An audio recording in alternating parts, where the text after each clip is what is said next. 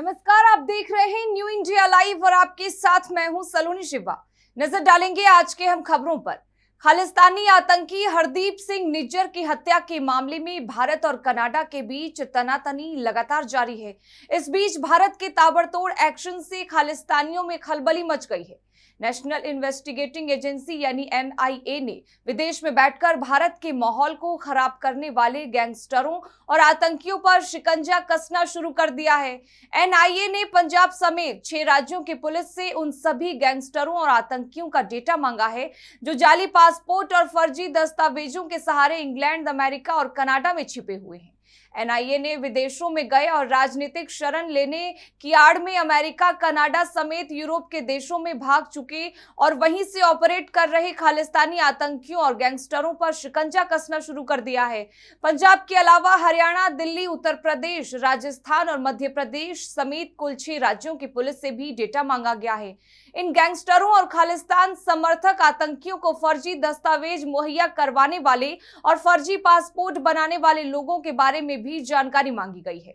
NIA ने 6 राज्यों के करीब 368 विदेशों से ऑपरेट कर रहे ऐसे ही प्रोफाइल की जानकारी मांगी गई है। पंजाब से करीब 122 ऐसे अपराधियों का डेटा NIA ने पंजाब पुलिस को तुरंत ही कंपाइल करके भेजने को कहा है। वहीं गैंगस्टर्स पर भारत के ताबड़तोड़ एक्शन से खालिस्तानियों में खलबली मच गई है। इस बीच खालिस्तानी आतंकी हरदीप सिंह निज्जर को लेकर भी बड़ा खुलासा हुआ है, जो कनाडा के प्रधानमंत्री जस्टिन ट्रूडो को परेशान करने वाला है। निज्जर की नई तस्वीर सामने आई है जो उसकी मौत से पहले की है, जिसमें वो AK-47 के साथ नजर आ रहा है। बताया जा रहा है कि पाकिस्तानी एजेंसी ISI ने निज्जर का ब्रेन वॉश किया था और साल 2012 से 13 में हथियार चलाने की ट्रेनिंग दी। मणिपुर में हिंसा की वारदातें थमने का नाम नहीं ले रही है। ताजा मामला पश्चिमी इम्फाल का है। यहां शुक्रवार रात एक बार फिर सुरक्षा बलों और प्रदर्शनकारियों के बीच जमकर झड़प हुई। केंद्रीय सुरक्षा ने स्पेशल कोर्ट से जमानत पर रिहा किए गए 5 युवकों में एक को दोबारा गिरफ्तार कर लिया है, जिसके विरोध में एक बार फिर से पश्चिमी इम्फाल में हिंसा भड़क गई।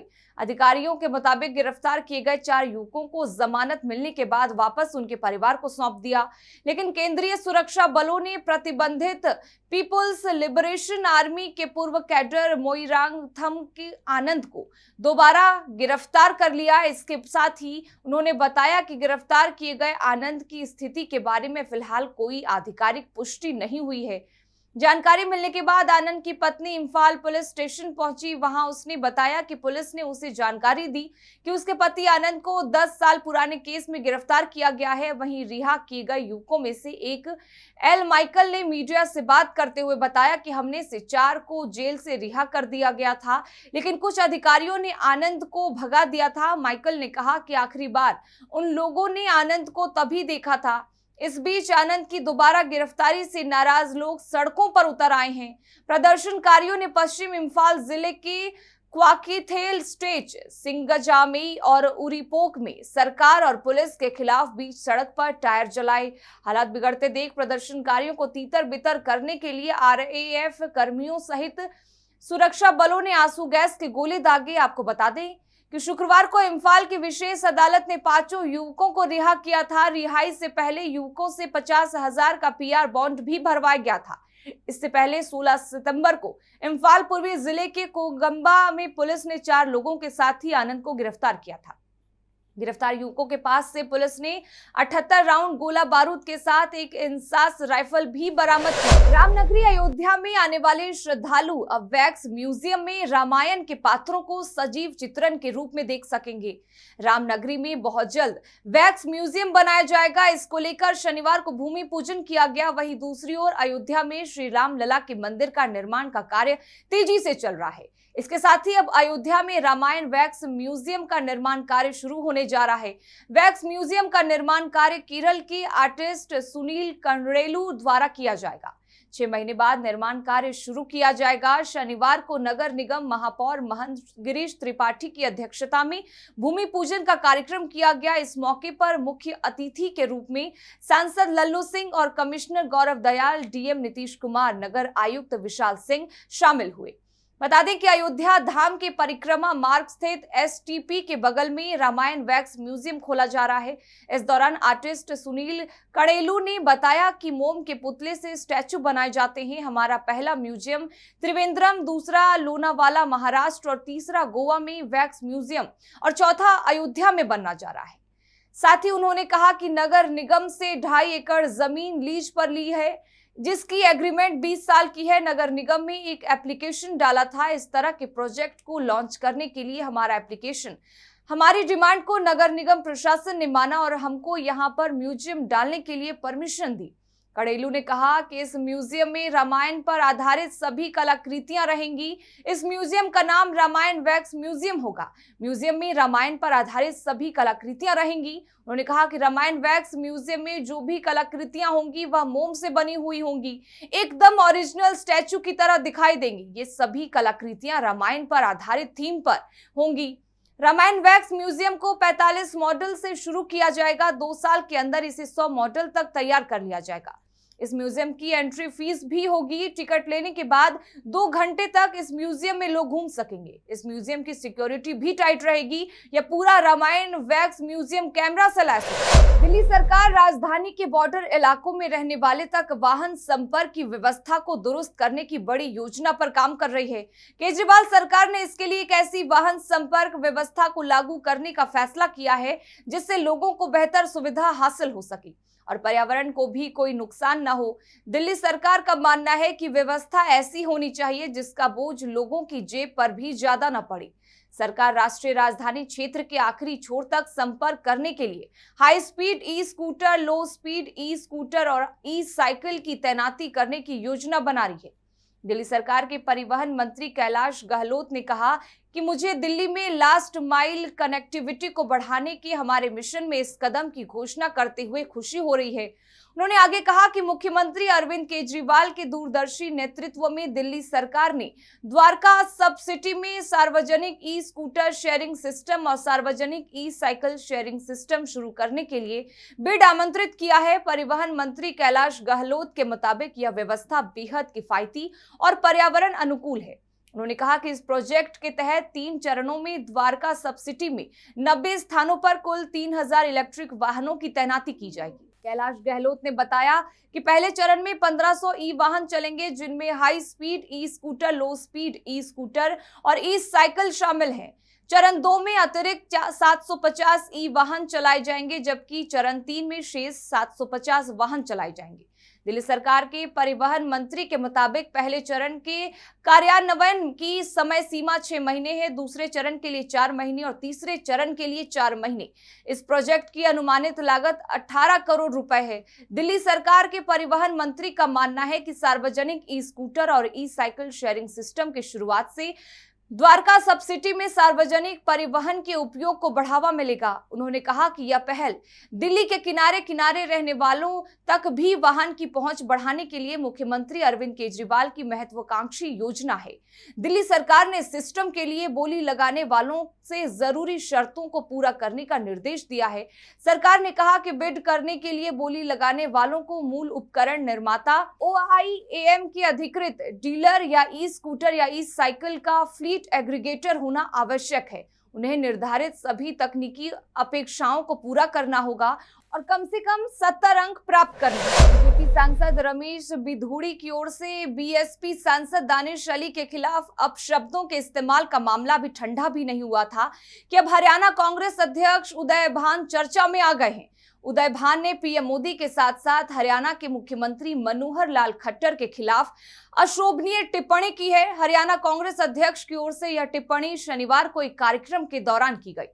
दरअसल उदय भान शनिवार को यमुनानगर में कांग्रेस के सीनियर नेता राजन शर्मा के निवास पर गए थे, जहां वो इंडियन नेशनल लोक दल के विपक्षी गठबंधन इंडिया में शामिल होने को लेकर अपनी बात रख रहे थे। इस दौरान उन्होंने पीएम मोदी और हरियाणा के सीएम मनोहर लाल खट्टर के खिलाफ अशोभनीय टिप्पणी कर दी। देखते ही देखते उदय भान का वीडियो सोशल मीडिया पर धड़ल्ले से वायरल हो गया। वीडियो वायरल होने के बाद अब बीजेपी ने हरियाणा कांग्रेस अध्यक्ष पर निशाना साधा है। बीजेपी आईटी सेल के मुखिया अमित मालवीय ने वीडियो शेयर करते हुए कहा कि हरियाणा कांग्रेस अध्यक्ष उदय भान अपने चरित्र का परिचय दे रहे हैं। क्यों सोनिया गांधी के लिए भी इनके ऐसे ही विचार हैं।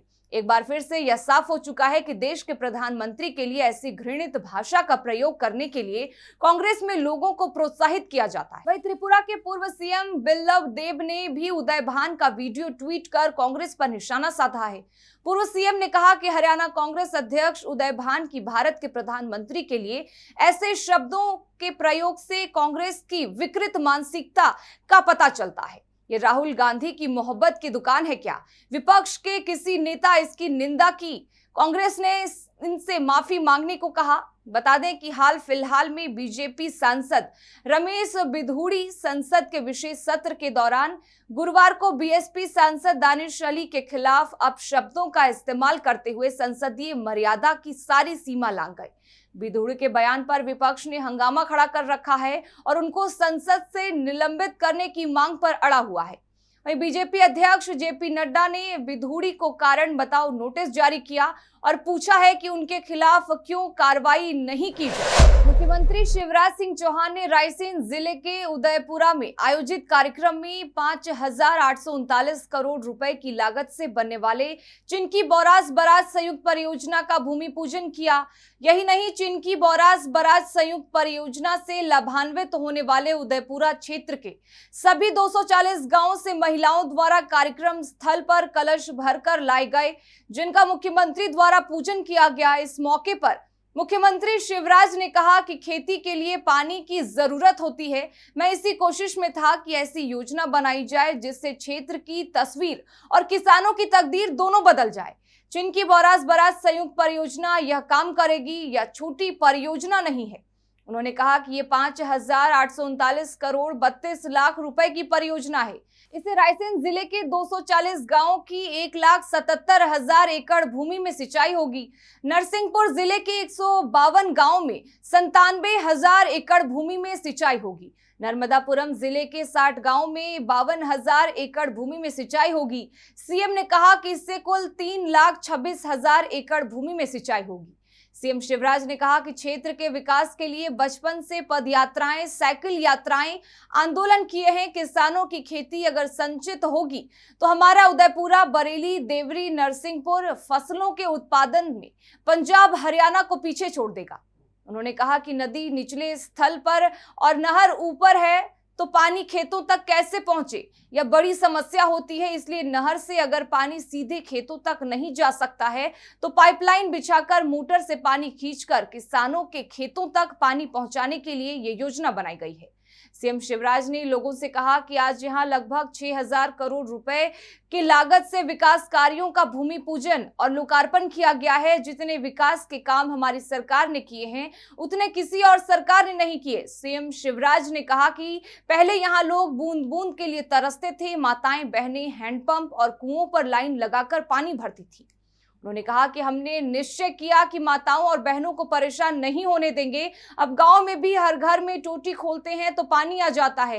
पहले उदयपुरा से भोपाल जाने में सुबह से शाम हो जाती थी और अब कुछ घंटों में ही पहुंच जाते हैं। उन्होंने कहा कि विकास के साथ साथ जनता का कल्याण भी हमारी प्राथमिकता है। हम सरकार नहीं चलाते, हम परिवार चलाते हैं। सीएम शिवराज ने आगे कहा कि लाडली बहना सेना की महिलाओं से संवाद भी किया। उन्होंने कहा कि देवरी में कॉलेज खोला जाएगा, बरेली नगर पंचायत अब नगर पालिका बनाई जाएगी, उदयपुरा में भी एसडीएम बैठेंगे। सीएम ने उदयपुरा नगर पंचायत में 2 करोड़ रुपए की राशि भी स्वीकृत की है। यही नहीं, सीएम शिवराज ने यहां हितग्राहियों को हित लाभ भी वितरित किए। बिहार की शिक्षा व्यवस्था को सुधारने की कवायद में लगे के पाठक लगातार अपने फैसलों से सुर्खियों में हैं। शिक्षा विभाग के अपर मुख्य सचिव के पाठक के कम से कम 75% उपस्थिति के आदेश के बाद अब बिहार के 300 स्कूलों के रिपोर्ट कार्ड रोड चेक करने का आदेश दिया गया है। शिक्षा विभाग अब हर दिन सूबे के करीब 300 स्कूलों का रिपोर्ट कार्ड चेक करेगा। वीडियो कॉन्फ्रेंसिंग के जरिए हर जिला रोज अपने 10 स्कूलों के पठन पाठन की जानकारी प्रेजेंटेशन के माध्यम से शिक्षा विभाग को देगा। इसके लिए प्रमंडलवार दिन तय किया जा रहा है। प्रेजेंटेशन में पढ़ाई के साथ साथ उस दिन कितने छात्र और शिक्षक उपस्थित थे, साफ सफाई, खेलकूद और प्रयोगशाला में हुई गतिविधियों के बारे में भी जानकारी दी जाएगी। जिला अपने अपने स्कूलों के बारे में हर रोज रिपोर्ट कार्ड ऑनलाइन देंगे। ये रिपोर्ट कार्ड फोटो और वीडियो के माध्यम से देंगे। इन्हें देखने की जिम्मेदारी शिक्षा विभाग के 5 अधिकारियों को दी गई है। सप्ताह में 5 दिन 7:30 बजे जबकि शनिवार को 12 बजे जिलावार वीडियो कॉन्फ्रेंसिंग के जरिए अपना प्रेजेंटेशन देंगे। इस नई कवायद की जरूरत क्या है, इस पर शिक्षा विभाग के अधिकारियों का कहना है कि स्कूलों में पढ़ाई अच्छी हो, इसके लिए व्यवस्था की गई है, इंफ्रास्ट्रक्चर को डेवलप किया गया है, साथ ही शौचालयों को उपयोग लायक बनाने के लिए बड़े स्तर पर काम किया गया है। लेकिन इसका स्कूल स्तर किस तरह से प्रभावी इस्तेमाल किया जा रहा है, इसकी नियमित जांच के लिए यह व्यवस्था की जा रही है। इसके साथ ही शिक्षा विभाग ने एक और आदेश जारी किया है। शिक्षा विभाग के प्राथमिक शिक्षा निदेशक पंकज कुमार ने पत्र जारी कर कहा है कि मंथली एग्जाम के दिन अब पहली पाली में पढ़ाई और दूसरी पाली में परीक्षा आयोजित की जाएगी। दरअसल शिक्षा विभाग को शिकायत मिल रही थी कि मासिक परीक्षा के दिन स्कूलों में मात्र 2 घंटे परीक्षा होती है, इसके बाद बाकी समय में शिक्षक खाली बैठे रहते हैं। बाकी समय में उस दिन स्कूल में पढ़ाई नहीं होती है। इसके बाद शिक्षा विभाग ने सभी जिलों के शिक्षा पदाधिकारी को निर्देश दिया है कि स्कूलों में पहली पाली पढ़ाई जबकि दूसरी पाली में परीक्षा का आयोजन किया जाए। पश्चिमी यूपी के मेरठ में आज अखिल भारतीय जाट महासभा की ओर से जाट समाज का सम्मेलन होने जा रहा है, जिसमें जाट आरक्षण के मुद्दे पर चर्चा होने जा रही है। एक और जहां अब लोकसभा चुनाव 2024 को शुरू होने में काफी समय रह गया है, वहीं दूसरी ओर पश्चिमी यूपी के मेरठ से अलग अलग जाट संगठन आरक्षण को लेकर एकजुट होते नजर आ रहे हैं। मेरठ के कंकरखेड़ा खीरवा रोड पर शगुन फार्म में आज अखिल भारतीय जाट महासभा की ओर से जाट समाज का सम्मेलन होने जा रहा है, जिसमें कई जाट संगठनों समेत पूर्व राज्यपाल सतपाल मलिक और भारतीय किसान यूनियन अध्यक्ष नरेश टिकैत शामिल होते नजर आएंगे। जाट आरक्षण की मांग को लेकर बीते कुछ समय से जाट समाज के अलग अलग संगठनों के नेता गांव-गांव जाकर लोगों को जागरूक करते देखे गए हैं। वहीं आज मेरठ में जाट समाज का एक बड़ा सम्मेलन आयोजित किया जा रहा है। इस प्रांतीय सम्मेलन का आयोजन अखिल भारतीय जाट महासभा कर रही है। ऐसे में जाट आरक्षण को लेकर इस सम्मेलन में हजारों की तादाद में लोगों के जुड़ने का अनुमान बताया जा रहा है। पश्चिमी यूपी के मेरठ से बीजेपी की घेराबंदी शुरू करने की जाटों की इस मुहिम में कई बड़े नेता एकजुट हो रहे हैं। जानकारी के अनुसार बताया जा रहा है कि इस सम्मेलन में पूर्व राज्यपाल सत्यपाल मलिक और भारतीय किसान यूनियन के राष्ट्रीय अध्यक्ष नरेश टिकैत के साथ ही अखिल भारतीय जाट महासभा के राष्ट्रीय महासचिव चौधरी युद्धवीर सिंह और बलियान खाप मालिक खाप के चौधरी भी शामिल होंगे। इस सम्मेलन के दौरान सभी जाट नेता एक स्वर में जाटों को आरक्षण दिए जाने की मांग उठाएंगे। फिलहाल लोकसभा चुनाव से ठीक पहले जाटों का इस तरह से सम्मेलन और आरक्षण का मुद्दा उठाना सीधे बीजेपी पर असर डाल रहा है। एक और जहां पश्चिमी यूपी में बीजेपी कमजोर है, वहीं अब जाट आरक्षण की मांग बीजेपी को मुश्किल में डालते नजर आ रही है। उत्तराखंड की राजधानी देहरादून के सेलाकुई में स्थित दून बिजनेस स्कूल परिसर के हॉस्टल का एक वीडियो सोशल मीडिया में वायरल हो गया। इसके बाद कॉलेज कैंपस में छात्रों ने जमकर तोड़फोड़ की और हंगामा मचाया। हंगामे की सूचना के बाद जब पुलिस मौके पर पहुंची तो छात्रों ने पुलिस के साथ भी अभद्र व्यवहार किया। छात्रों द्वारा पुलिस वालों पर पथराव करने की बात भी सामने आई है। दरअसल कॉलेज में हो रही रैगिंग को लेकर छात्र भड़के हुए थे। रैगिंग की घटना को कॉलेज प्रशासन छुपाना चाह रहा था। इससे गुस्साए छात्रों ने रैगिंग से पीड़ित छात्र के समर्थन में कॉलेज कैंपस में जमकर हंगामा काटा। इस पूरे मामले में कॉलेज प्रबंधन से जब जानकारी मांगी गई तो कॉलेज के रजिस्ट्रार रोहित रस्तोगी ने रैगिंग का खंडन किया। उन्होंने इस मामले को 2 छात्रों के बीच का विवाद बताया। कॉलेज प्रशासन ने फिलहाल दोनों छात्रों के साथ मामले में शामिल अन्य छात्रों को 30 दिनों के लिए सस्पेंड कर दिया है। जानकारी के मुताबिक प्रथम दास बीकॉम 3rd ईयर और आदित्य बीकॉम 2nd ईयर का छात्र है और दोनों ही बंगाल के रहने वाले हैं। ये दोनों कॉलेज कैंपस के हॉस्टल में रहकर पढ़ाई कर रहे हैं। जो वीडियो सोशल मीडिया पर वायरल हुआ है वो भी कॉलेज हॉस्टल का ही है।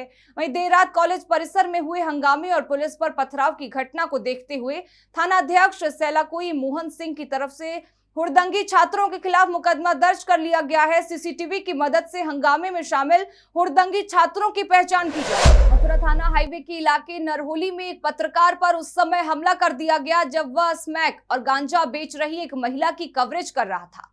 घटना की सूचना पर लोगों का हुजूम वहां पर इकट्ठा हो गया और वहां पर मौजूद लोगों ने जैसे तैसे पत्रकार को हमला कर रहे लोगों से बचाया। थाना हाईवे क्षेत्र के गांव नरहोली के शमशान घाट के पास एक महिला और उसके परिवारजन का निवास है और वहीं पर उन लोगों ने खोखा खोल रखा है। आरोप है कि खोखे की आड़ में वह पर गांजा खुलेआम बेचा जा रहा था और महिला के घर में जिस्म फरोशी का धंधा भी चल रहा था। इसकी सूचना एक पत्रकार को प्राप्त हुई। सूचना पर हेतराम नामक पत्रकार उक्त स्थान की कवरेज करने गया। तभी वहां पर मौजूद आरोपी महिला और उसके पुत्र और पति ने पत्रकार हेतराम पर लाठी डंडों से जानलेवा हमला कर दिया।